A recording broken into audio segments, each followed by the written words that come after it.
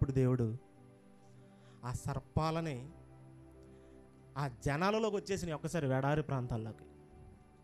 ఆ ప్రాంతాల్లోకి వచ్చిన తర్వాత అనేక మందిని చంపేసినాయి. అప్పటికే ఆల్రెడీ కాటు తిన్న వాళ్ళు కూడా అక్కడ ఉన్నారు.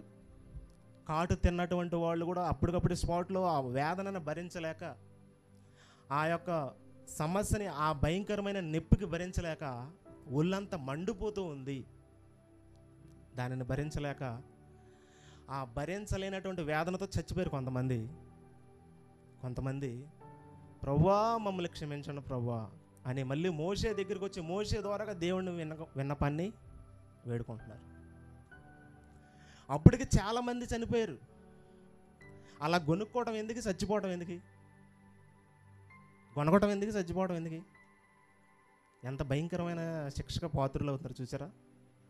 దేవుని యొక్క మాటను నిర్లక్ష్యం చేస్తే, దేవుడు పెట్టిన రూల్ని ఫాలో అవ్వకపోతే, దేవుడు ఒక శ్రేష్టమైన దాన్ని ఇచ్చినప్పుడు, ఒక శ్రేష్టమైన ఒక రక్షణలో నడిపించుకుంటూ వెళ్ళినప్పుడు ఆయన కనికరం, కృప, దయ, ప్రేమ ప్రతిదీ కూడా చూసుకుంటూ పగలో రేత్రే పగలలాగా ఉంది.